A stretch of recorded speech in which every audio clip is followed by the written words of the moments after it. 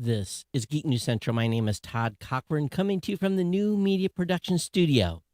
The lead stories are Amazon accused of lying to Congress. Apple has a big event day with the announcement of the Macbook Pro refresh and a lot more. Did you know that 94% of the known universe is not available to us, even if we could fly at the speed of light? And the NASA Lucy probe is on its way. I want to welcome you to episode 1562 of the Geek News Central podcast for Monday, October 18th. This show is sponsored in part by GoDaddy.com and listeners just like you. Great deals from GoDaddy can be found at geeknewscentral.com/GoDaddy. Support for this show. You can support this show today at geeknewscentral.com/insider. Hey, I want to give a warm welcome to the new listeners. Make sure you get over to geeknewscentral.com, get on the website, follow or subscribe to the podcast. And of course, you can subscribe to the newsletter as well while you're on the website. Check out all the great content there. Check out all our partner shows, whether it be the New Media Show, whether it be the Gadget Professor or the GNC Week in Review. Those are all shows that you could subscribe to, part of our family here. Of course, you can always join our chat room. Our chat room is available at geeknews.chat. That's a Mastodon chat server. Join the Metaverse or our Discord channel. Of course, you can always contact me. It's real easy to do. geeknews@gmail.com, geeknews@gmail.com. Of course, you can follow me on Twitter at geeknews as well. I'm on Facebook as well. Just search for my name, Todd Cochran. Partner shows, again, they're linked at geeknewscentral.com. And, of course, we want to welcome you to the show. And this show would not be possible without our longtime sponsor and our good friends at GoDaddy.com. GoDaddy has been sponsoring this show since June of 2005. And it's the longest-running continuous sponsor of any podcast known to man. And we've got lots of savings for you. And the savings really start with a 30% off discount code. It really is the way to get connected and to save money is by using my CJC Geek 30 code with 30% off. If you're got a domain name over on a different domain register, you can transfer a domain or register a new one as a brand new customer for $4.99. That's a one-time good use coupon as a new customer of GoDaddy. But I always recommend, if you're a new customer of GoDaddy, get that $2.99 a month economy hosting. $2.99 a month economy hosting for the first year includes a free domain, or the $2.99 a month managed WordPress hosting for the first year, again with a free domain. We've got some stuff for you business owners as well. Free trial of GoDaddy Website Builder, your choice of personal, business, or business plus plans. That's a 1-month free trial. Again, all these codes lead to lots of savings. You can save lots of money at GoDaddy. We want you to support our sponsor. And if you really, if you've been with the show for a long time, maybe you don't need a GoDaddy product or service, but maybe you know someone that does. So share that code with your friend, family members, people that you know, anyone that you're starting about a website. You know, you're having chit-chats at the office or on Slack or wherever you may be communicating these days. So definitely hook me up when you hear those discussions about someone thinking about doing something. And oftentimes those moments of brilliance come while you're in the shower. If you think of a business idea in the shower, do not delay, because it's usually some external environmental thing that has triggered you. Either it's been something on the news, whatever it may be, something you saw on TikTok, on Facebook, and you said, hey, there's a business idea. And when you think about it and you go after that domain name, you want a website to go along with it. So come over to geeknewscentral.com/GoDaddy and really grab yourself savings. And Geek News Central listeners save an average about 90% per purchase of GoDaddy hosting accounts, and average about $3.50 on each GoDaddy domain name. So we want you to save, and your use of these codes support this show directly. Allows me to pay rent, electricity, internet, heating bill, whatever it costs it is to have this open, and definitely, and the writers at geeknewscentral.com as well pays their commissions, or pays their, not commissions, but pays for their writing of their articles. So I want to thank your ongoing support of GoDaddy. And hello, Andrew. Actually, Andrew is joining us today. Andrew's one of our writers as well. He's watching live tonight. So thank you very much for doing that. All right. So what's going on here? I do want to thank Sam Garcia. Sam's a longtime listener of the show. He's out in Albuquerque, New Mexico. If you notice on every episode that I post on the website, there is album art that's associated with each episode. And we've ran through the 80 or 90 total images Sam has provided us over the years, and we're back at number 1 on the last episode, and we'll start climbing through those again. So I do want to thank Sam for all of his album art. It's really greatly appreciated. And you guys, and I don't put them in the MP3s anymore because there's just so few apps that actually support the album art in the app. So they're largely in the metadata and also on the website. So just let you know that. So this weekend, I spent some time. I rearranged the loft, and it really was a combination of many things. And you have to make a mess to organize stuff. And I've actually ordered a couple of pieces of box furniture, the stuff you put together, and hopefully within the next couple of weeks I'll have the loft kind of cleaned up to my liking. But tomorrow I head to Columbus. I go to Columbus Tuesday, Wednesday, Thursday. Kirk is going to do the show on Thursday night because I know I'm going to leave there a little bit late on Thursday based on my current meeting schedule and won't get back in time to do the show on Thursday. So Kirk's going to cover the show on Thursday. And then I leave for Austin, Texas on Sunday. And I'll be gone Monday, Tuesday, Wednesday, and fly back Thursday. So I'll be talking to Kirk about the shows next week as well. It's just this is the last travel. It should be for a while. But I'm going down to Austin. And if you're in the Austin area, let me know. I'll be there again Sunday night through Wednesday evening. I'm attending a conference down there. It's a human resource conference, regional. And we're going to be exhibiting our private internal podcasting package to those exhibitors. So going to be going down there. But other than that, that's what's going on here. Got you caught up. I got a stack, a huge stack of news tonight. It's crazy. A good run on the content finds tonight, Kirk. You did a great job. So we'll get into the stack of stuff here momentarily. Got myself a little Red Bull to carry me through to the end of the show.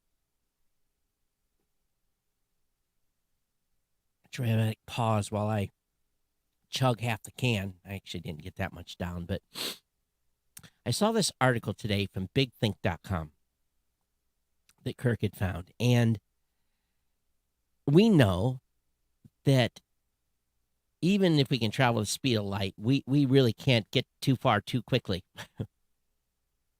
Because, the nearest star is like, 14 light years away or something like that. I forget what the number is. But the getting to another galaxy is a whole magnitude bigger of an issue. And today, even if we travel at the speed of light, 94% of the universe galaxies are permanently beyond our reach.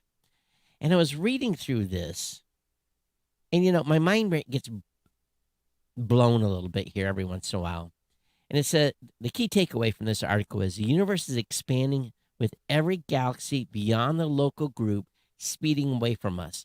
Today, most of the universe galaxies are already receding faster than the speed of light, and all galaxies currently beyond 18 billion light years. Let me read that again.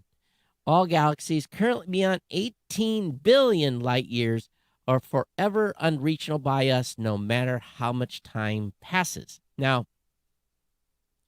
that's assuming we can only travel at the speed of light. So if you have an ever-expanding universe into whatever is happening here, if we think about that, if it's expanding into whatever it's expanding into, our visible universe contains an estimated 2 trillion galaxies. And from our vantage point, we can observe up to 46.1 billion light years away. But yet, all galaxies currently beyond 18 billion light years are going to be inaccessible to us and more by the minute. And as the universe expands, the space between all unbound objects increase over time. So we're in this bubble that is continuing to blow out. And apparently, and I don't fully understand this, that expansion is happening faster than the speed of light. So somehow we got to that speed. And yet we could never, even if we got in the Star Trek Enterprise, would we be able to catch up? Now, maybe, but not in our lifetimes. And this article really kind of blew me away. And this was one piece, one image for those of you that are watching that kind of made me go, And it's broken down over 14 billion years. And we've got the present day and a map of galaxies. And then we have onset of dark energy and a map of intergalactic gas. And then, quote unquote, the dark ages, and that's the cosmic microwave background radiation. I guess we can't see beyond. I don't know. But it's very, very small area that we can see.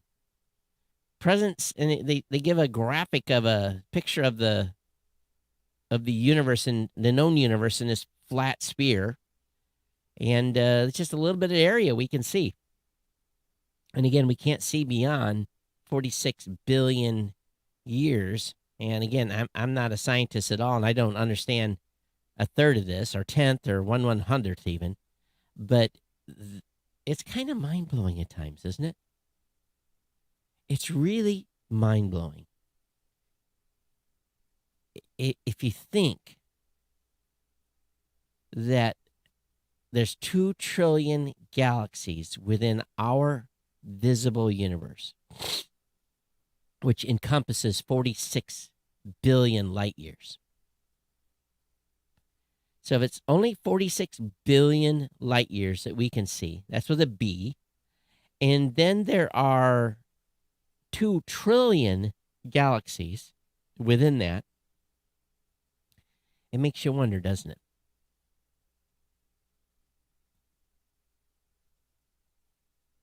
It is pretty amazing. So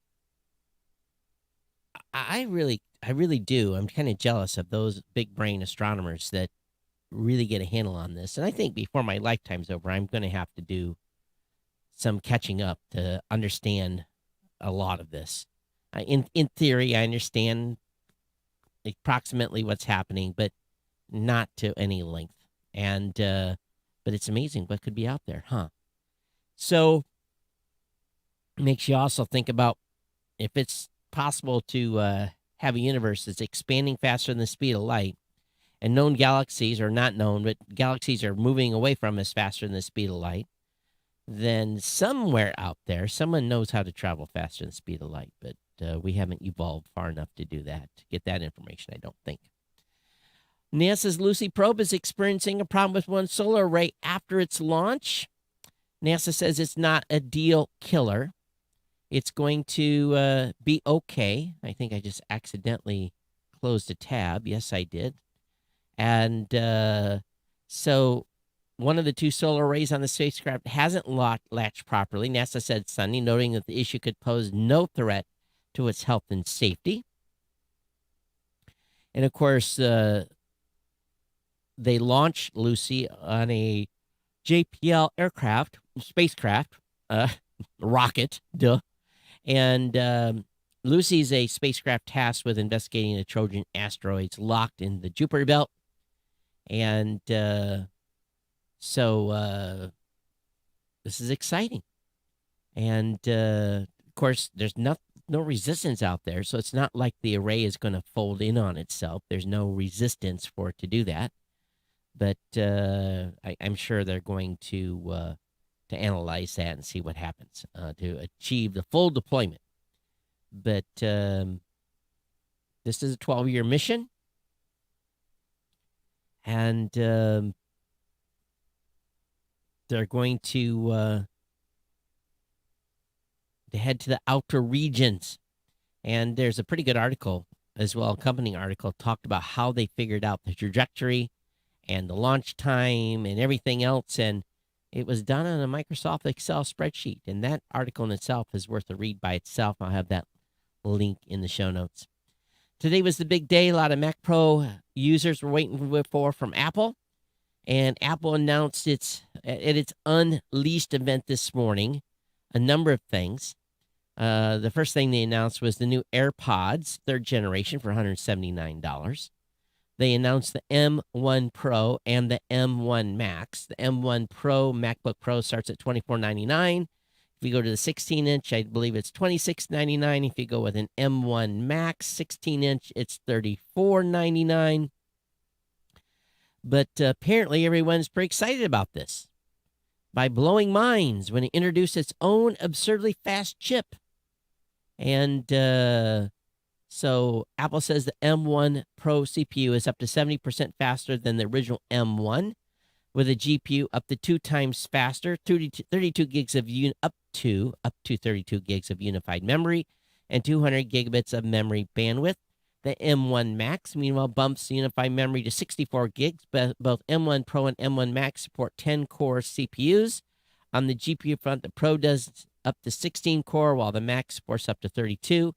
And if you want to go to the 16-inch M1 Max and you max it out, it's like $6,000. But the 14-inch model, it's going to start at $19.99. 16-inch model, I saw it on the website, was $26.99, not $24.99. So, but it's got 120 hertz Pro motion support. The MagSafe is back.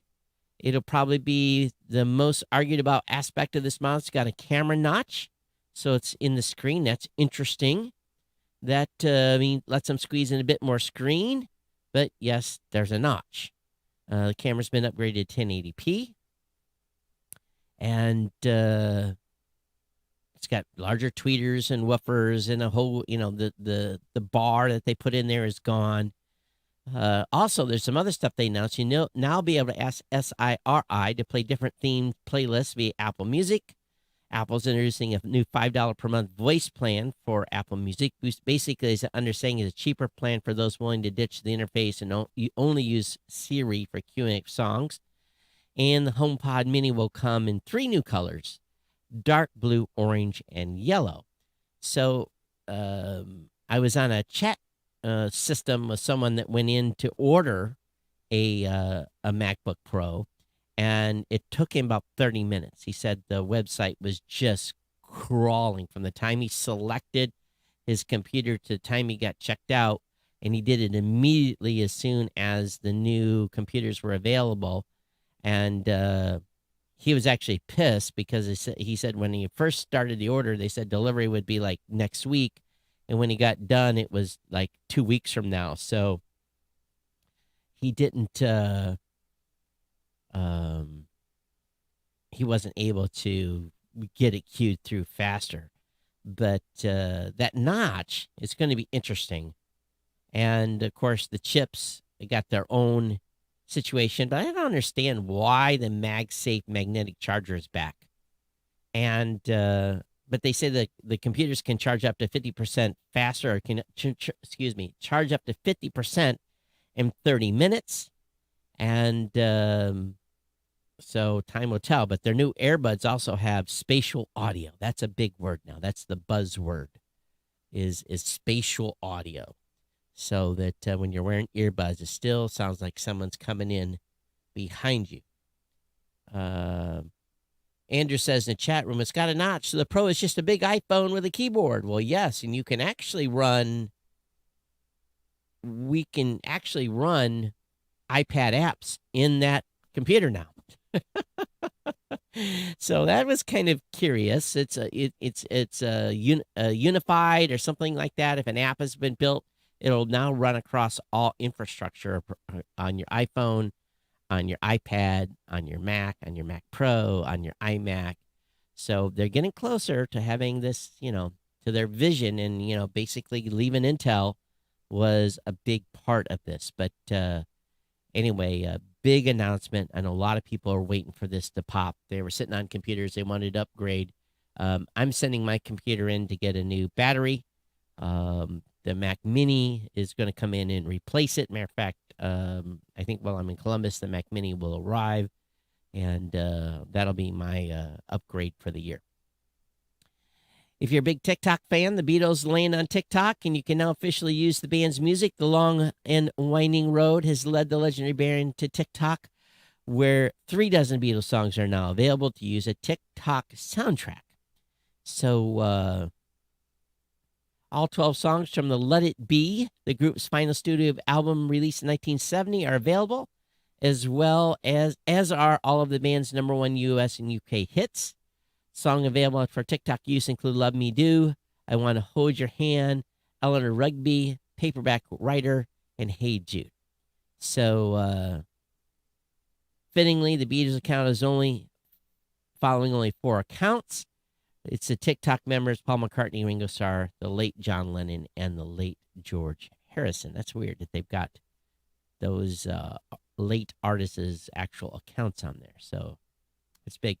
In bigger news today, Amazon's been accused of lying about its business practices to Congress.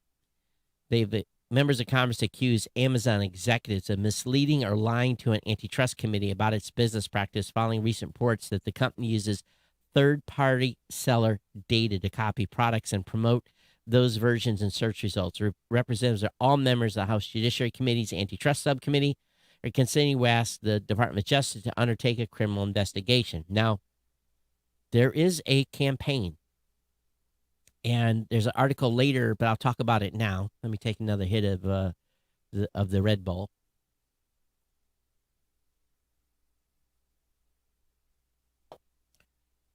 But going back to Congress first, in a letter to Chief Executive Andy Jassy, Representative David Cicilline, Ken Buck, Pramila Jayapal, and Gerald Natter and Matt Gates have asked Amazon to provide exculpatory evidence to back up testimony from executives, including former CEO Jeff Bezos, the subcommittee in 2019 and 2020.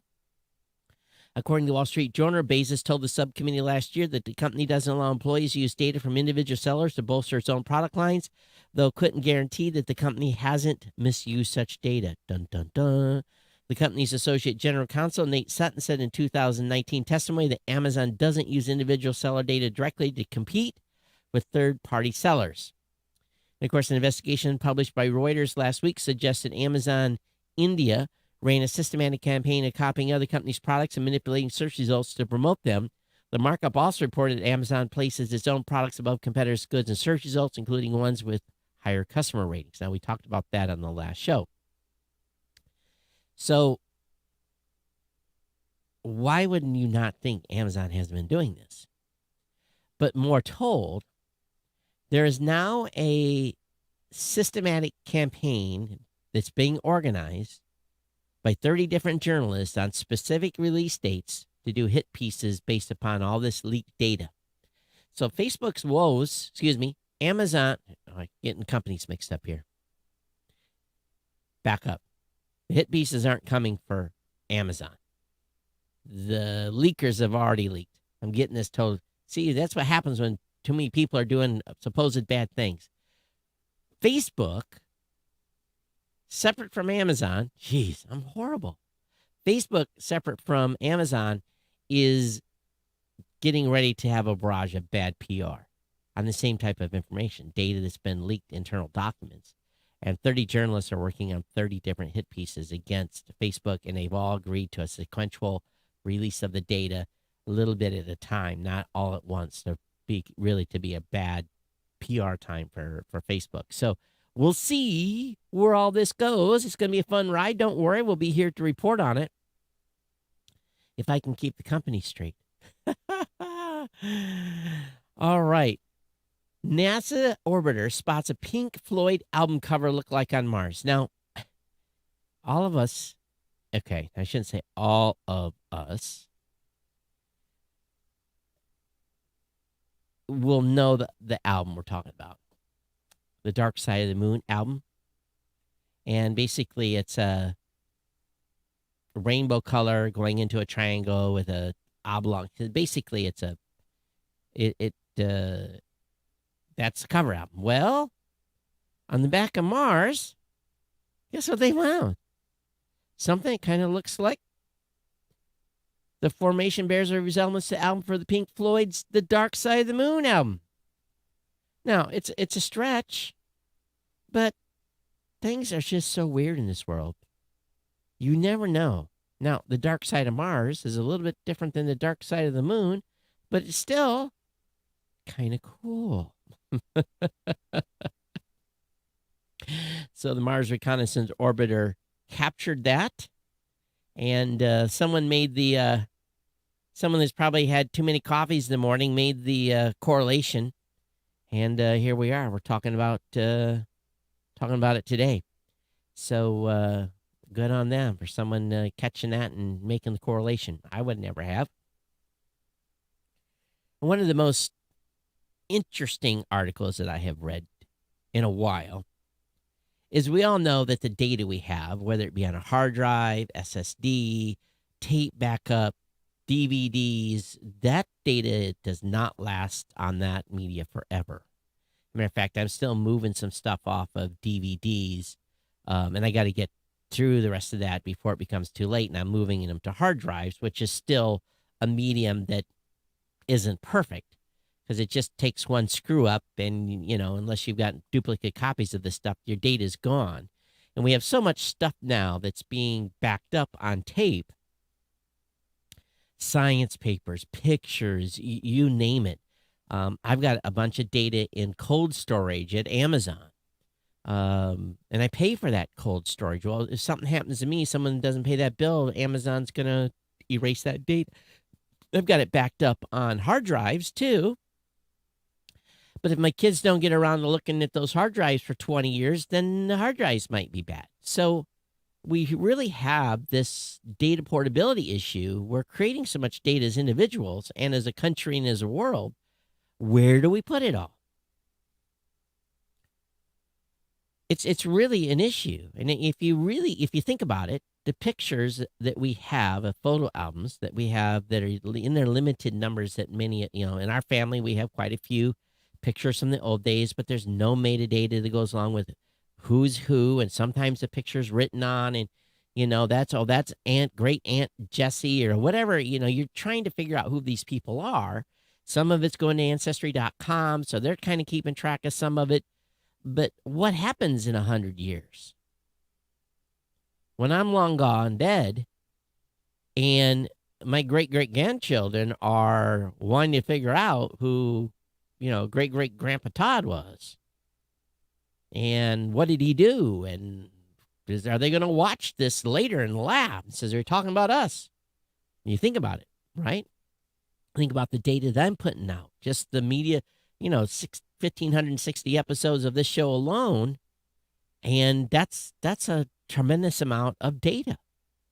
And actually, it would be, I would love to be a fly on the wall 100 or 200 years from now. If someone actually looks at this and the commentary that would enthrall, it would be fascinating if you think about it. But Harvard researchers are working in a colorful way of storing digital information, and they tested using fluorescent dye mixtures.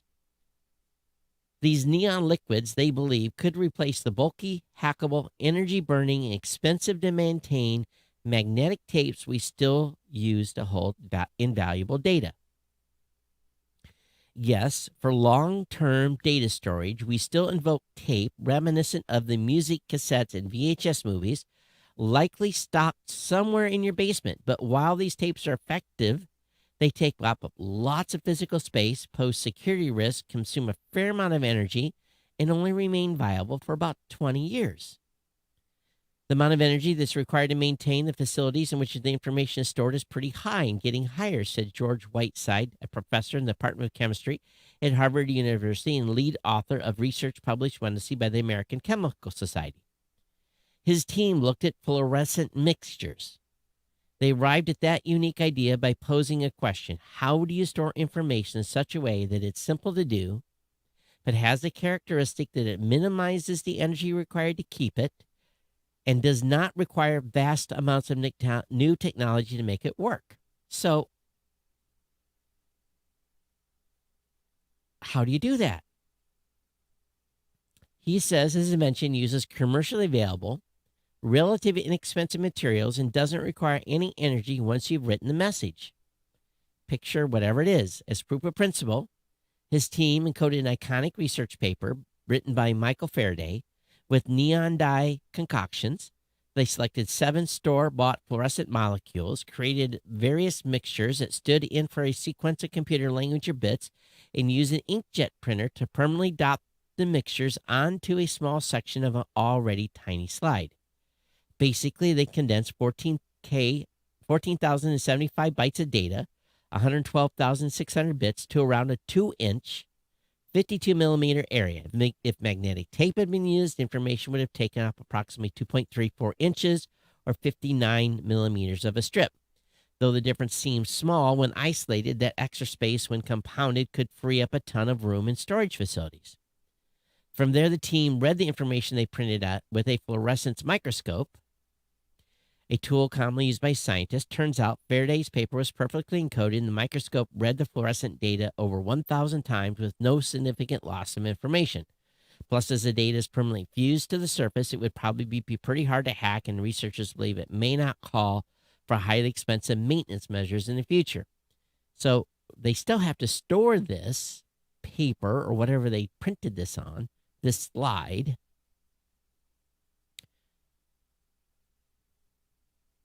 and they basically came up with a fluorescent binary code. It's kind of interesting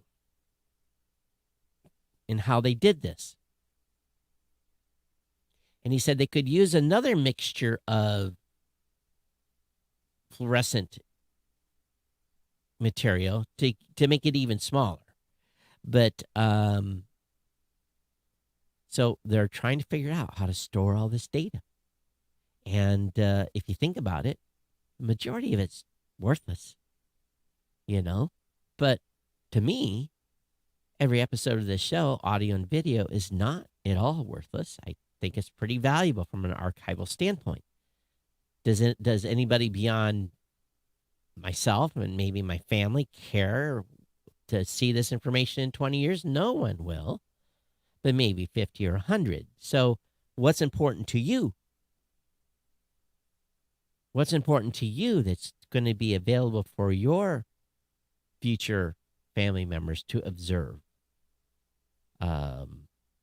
It's too much data to maybe ever go through. But at some point, we have to figure out a way, and I don't know what it's going to be. It's like I have a family Bible from the 1800s that was passed down to me that actually needs to go and have some work done to make sure it stays in good condition. It's going to be very expensive to do. But that is a piece of paper binder that's going to have to be handed off to one of my family members someday for caretaking. And they're going to have to care about it as much as I do. And the idea maybe is at some point that there's going to have to be in a family member a designated caretaker of data, so that over time this media gets moved and that person is in charge and making sure that media is, but it's got to start somewhere with some sort of organization. It's got to start with some sort of relevance of information. You don't just want to put junk in there. You want to put relevant information in. And then maybe that person in your family is going to be the person that cares. But what happens when a family line terminates? When there's not an offspring or something happens, and who gets the data? Maybe it's not important, or maybe it has to cross to a cousin or something like that. I don't think as individuals, we're going to have to take charge of our own media and make sure that our media that we've created and that we care about, these digital photos and everything else, gets passed somehow to some person to carry on, and the caretaker is responsible for caretaking. What do you guys think should be the solution? I'd really love to hear from you on that. How do we make sure that the data that has been created for the last 20 years, this digital footprint that we've had, how do we make sure it's preserved? I think the only way it can be preserved is have someone that it is a modern day um ancestry type of individual that's worried about a family line genealogy to be able to carry that digital data forward. A friend of mine just got a picture box of her grandfather that had World War II photos and stuff. And I said, you need to get all those images digitized as quick as you can. I said, the display looks nice, but you need to get those images scanned so that in case something happens, that digital archive is there. And I don't think a lot of people think that way. I do. Whenever I see something old, I'm like, let's get it in the scanner and get it scanned. So, but you have to organize it then so it can be found later too, and it has to be labeled. All right, I'll move on. TP-Link has rolled out a tri-band Wi-Fi 6 mesh router that only costs $229. Similar systems like the Asus, Netgear, and Eero cost hundreds more. So again, this is from TP-Link. Link will be up in the show notes. So if you need to do mesh, this is a way to go. It looks like a pretty good price. Also, there's a little more information on Lucy. Don't need to talk about that. That's another one. Oh, yeah, this is the article that talks about the mission path and how it was calculated using the world's most complex Excel spreadsheet. So again, I'll have that up in the show notes later. Alphabet CEO Sundar Pichai calls for federal tech regulation and investment in cybersecurity. It's been widely reported that Chinese themselves have more hackers just in China than the rest of the world has that are doing cyber attacks. In a wide-ranging article, the Wall Street Tech Live conference that touched on topics like the future of remote work, AI, innovation, employee activism, even if misinformation on YouTube, Alphabet CEO Sundar Pichai also shared his thoughts on the state of tech innovation in the United States, the need for new regulations. Specifically, he argued for the creation of a federal privacy standard in the United States similar to the GDPR in Europe. He also suggested it was important for the United States to stay ahead in areas like AI, quantum computing, and cybersecurity, particularly as China's tech ecosystem further separates itself from Western markets. We saw that the Chinese just launched an intercontinental ballistic missile that became a big surprise. Where did they get that tech? Well, they probably stole half of it. So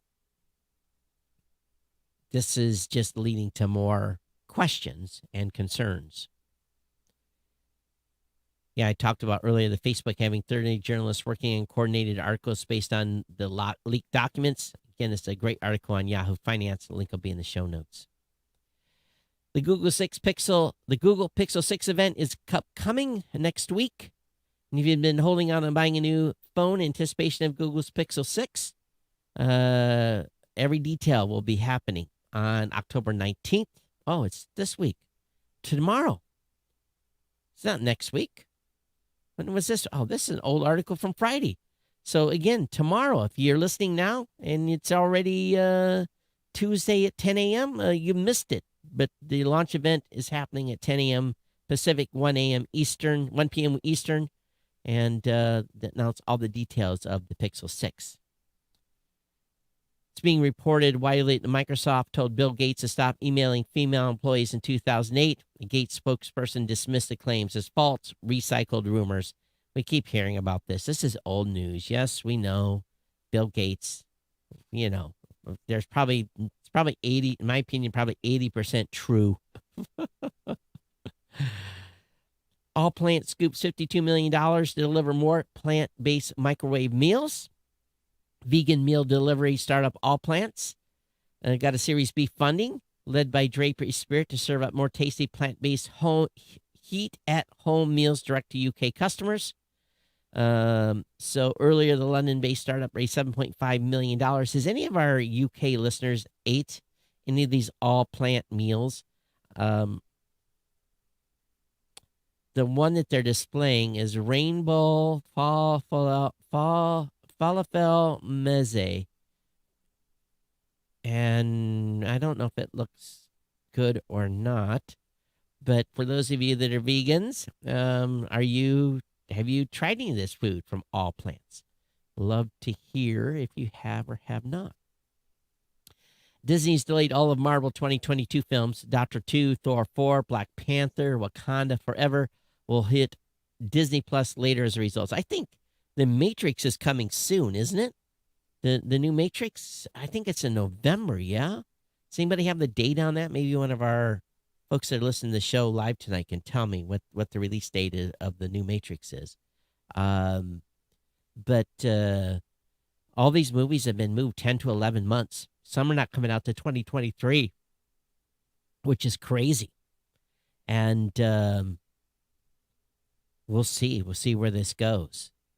A little bit of controversy what's going on with Superman as well, as they modernize the comic character. So Marvel's got lots of stuff going on, but a little bit of delays. Do you have a college student that's looking for an internship? I'll just be honest with you. Your college-based intern resources are usually the best. That's how we get all our interns, are usually from the college intern programs. Make sure your student is registered in those. Also, there's a variety of different websites as well. LinkedIn is a good place. Indeed, Chegg internships, Glassdoor, Idealist. We haven't used any of these. We've always went directly to the university, to the specific university. We're looking for specific types of students that have a specific program. But your college student should be doing co-ops and internships. It's a great way to, if they perform well, to maybe get a foot in the door someplace for a first job. And but we've had a lot of success with interns, and it's a pleasure to bring them on and have them get experience and do projects. So love to hear if any of you are hiring interns at your businesses or where you're finding them. But we go directly to the colleges looking for interns. That's what we do at Blueberry. T-Mobile extends its speed lead in Ookla's Q3 mobile report. And basically, their median download speed is 62.35 megs compared to AT&T's 47.42 and Verizon's 39.91. T-Mobile also took the crown on 5G performance with the fastest median download speed on 5G and the best 5G availability. Verizon had the best fixed broadband speeds with a speed score of 178.38, followed closely by Cox and Xfinity. Really what's going on is if you live in a prime area where there is great T-Mobile coverage, you're not going to have a problem. But if you live anywhere on the fringe, good luck. That's my situation. It's not good on the fringe. Walmart is luring consumers to its Walmart Plus subscription with an early access to Black Friday deals. So Walmart Plus, the retailer's low-cost alternative to Amazon Prime, with free shipping with no minimums, free grocery delivery, and other perks, is now adding one more reason to become a subscriber: early access to Black Friday deals. The company announced today it will allow paying Walmart Plus subscribers to gain early access to its Black Friday events throughout the month of November, including the ability to shop the deals 4 hours earlier than the scheduled start times for the 3 planned events. Interesting. I don't even know how much Walmart Plus costs. Does anybody know? Never even, I don't shop. I try to stay out of Walmart as much as possible. Amazon Zoox, Z-O-O-X, will test its autonomous vehicles on Seattle's rainy streets. The company also plans on opening an office there. So that's going to happen in 2022. Seattle will be the third city to host Zoox autonomous vehicles after San Francisco and Las Vegas. Zoox will use Toyota Highlander SUVs retrofitted with sensors and computer hardware to drive autonomously. They're not even buying American brand vehicles? Really? Party foul. Why aren't you driving a Ford or a Chevy? Naughty, naughty, naughty. Not even using American vehicles. How about that? Speaking of foreign vehicles, Toyota will build a U.S. battery plant as part of a $3.4 billion investment. So they're trying to scale its battery production capabilities in the United States. As part of the investment, Toyota says it will establish a new company that help from its Toyota Tsusho subsidiary build a battery manufacturing plant somewhere in the United States. And this isn't going to happen until, by the end of 2031. So nothing really that close on the horizon. How many of you sell stuff on eBay, Zelly, Venmo? How many of you earn income? I have money that comes in for donations and for the podcast awards that come in to PayPal. So last year I got a 1099 from PayPal, but apparently starting in 2022, online selling and micropayment platforms report yearly total income of more than $600 on the Form 1099-K. This is way down from the current 200 transactions a year totaling 20,000 or more. So that's probably why I was getting a 1099. Many more 1099-Ks will be going on in 2023 for 2022 income, so be prepared. It's quite possible some, maybe all of the income will not be taxable. However, be ready to prove to the IRS which portions of your 1099-K income are not taxable, because the 1099-K implies all of it is. So here's my advice. It might be time for 2 PayPal accounts. If you have a PayPal account that you've been doing business and personal stuff on, very hard to keep that separated. So I do this today. I have a PayPal account that I use for personal purchases that is going to, like, let's say I'm going to buy something on eBay or I'm going to buy something online that's not a business-related expense. I have a PayPal account for that that's tied to my normal checking account. Then I have a PayPal account that's for my business. So any business income or business expenses go into that so that I keep them separated. So you may want to start doing that if you're not doing it already. It's no harm, no foul to open up 2 PayPal accounts. Just use a different email address. Just keep the banking separate. That's the key. And then at the end of the year, you're not going to have this accounting nightmare that you could have. That if you have a whole bunch of money you spent on personal things that were not business-related expenses, and or you got money as a gift or something like that. Now, you're still, if you get money via PayPal, you're still going to have to account for it somehow. But, I have 2 PayPal accounts. And one I do strictly just do purchases on. I've never gotten any money coming into it. Viacom CBS CEO Bob Bakish downplays the idea of a merger to get scale in streaming. So he downplayed the company's interest in a potential merger. At the Wall Street Journal Tech Live conference, the media company exec said the company's current strategy was to focus on its organic plan in streaming, which would be the best path forward to create shareholder value. So Viacom CBS, not for sale, quote unquote. Netflix trans employees and allies release a list of demands ahead of a walkout. Taking down the Dave Chappelle special isn't one of them. So last week, Netflix fired a leader of the trans ERG, was helping to organize the walkout. The company said this worker leaked confidential information. Internally, that reasoning has been disputed. While the conversation has become mired in a culture war dispute over censorship and hate speech, none of the demands invoke a taking down the comedy special. Employees want Netflix to allow trans ERG to take a bigger role in internal conversations surrounding potential harmful content, hire trans and non-binary executives, and eliminate imagery of transphobic content in the office.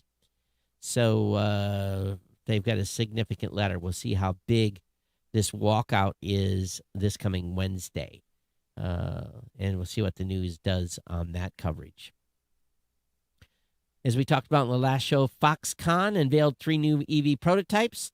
The Model CENT are a sedan, SUV, and bus, respectively. So the video is the same. They just showed the picture of the car. Doesn't look any different than the video. Link will be up in the show notes. We'll see if these make it to America anytime soon. There's a duplicate article.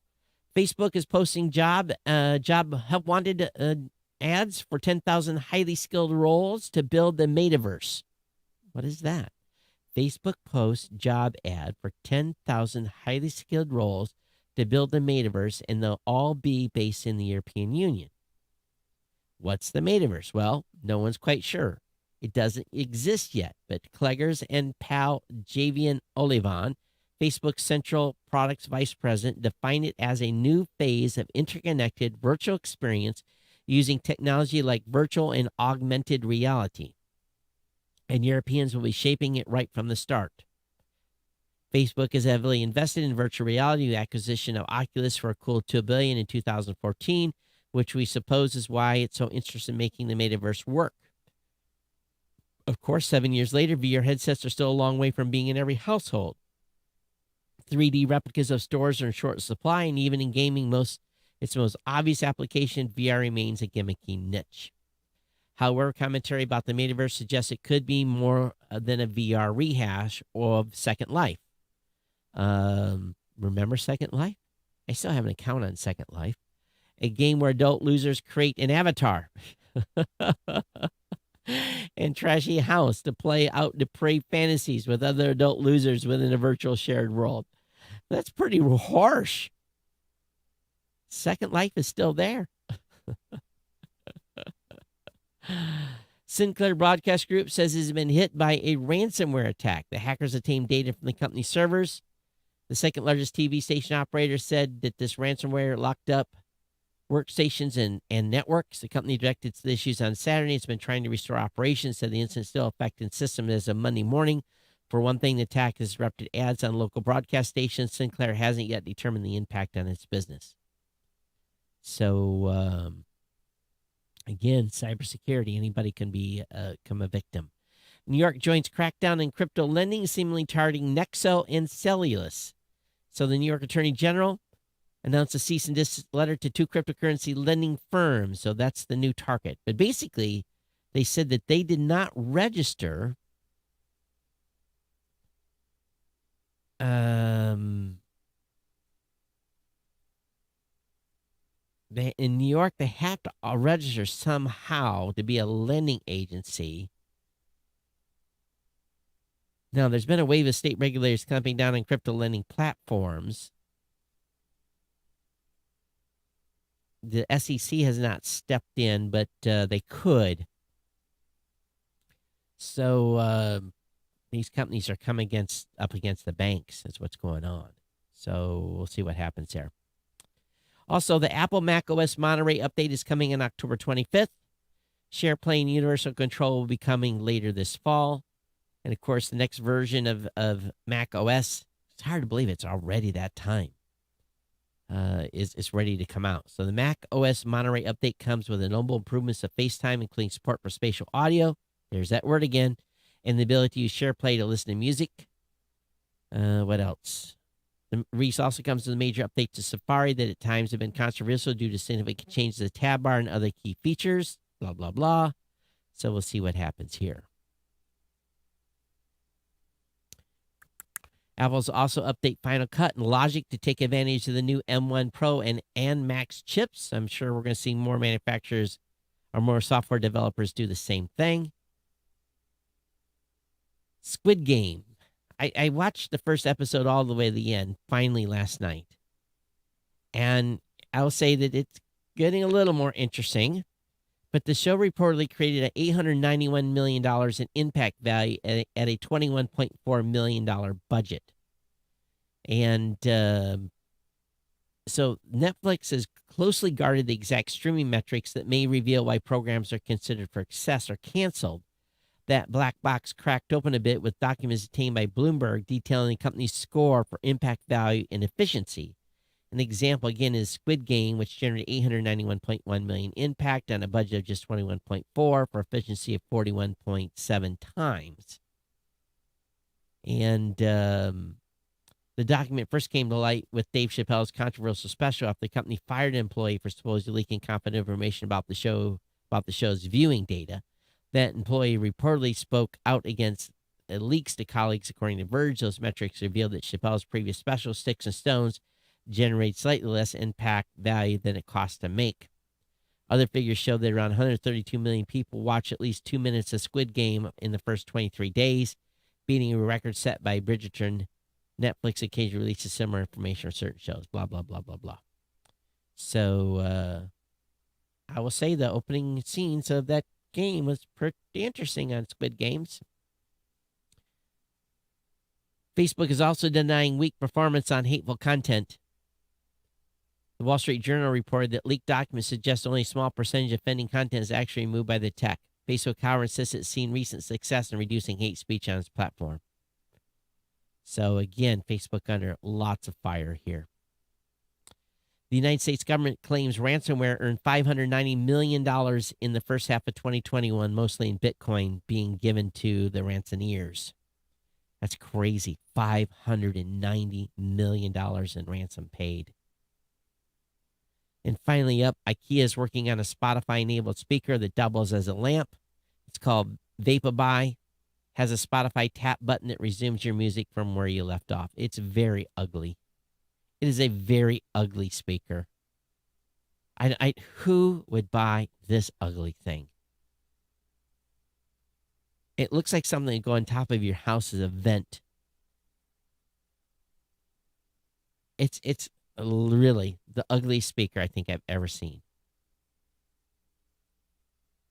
It's crazy. All right. Well, that's going to bring us to the end. Let me see what we have for email that came in, if any. Let me go down here and click on this button. A few more folks weighed in on the melanoma and not having cancer. Knocking on wood. So I appreciate that. But everyone else, hey, we're going to wrap the show up here. Fast and furious with a bunch of information tonight. How many of you went out and bought a new MacBook today? Love to hear what your experience is going to be with it. How you like it, how you love it. When you start receiving it sometime in the next couple of weeks. Did anyone go for an M1 Max? Did you spend a boatload of money? Did you spend the $3,600 or whatever it is to buy that? That's a crazy amount of money for a laptop. $3,600. You better have a job that supports that. If you're not doing animation and color correction and all that stuff, you probably get away with a regular MacBook. You don't even need a MacBook Pro. If you're doing video editing stuff, the MacBook Pro probably takes you to that level. So let me know if you picked one up. Otherwise, I'm going to bounce out of here. And I got a very, very early start in the morning to drive to Columbus. So I'm going to get the show wrapped up in the can. But everyone, thanks for being here. Thanks for your continued support of the sponsor, GoDaddy. GeekNewsCentral.com/GoDaddy. Those of you insiders, thank you for supporting the show with your $2, $5, $10, $15, $20, and $25 and once in a while individual donation. It's greatly appreciated. Very, very appreciated. Thank you so much for that. Again, it's been my pleasure bringing the podcast. We'll see you next time here on the Geek News Central podcast. I'll be back 2 or 3 shows from now. Kirk will be stepping in for a little bit as I'm jaunting around the country for a little while. But everyone take care. We'll see you next time here on the Geek News Central podcast. Everyone take care. Be safe. Bye-bye.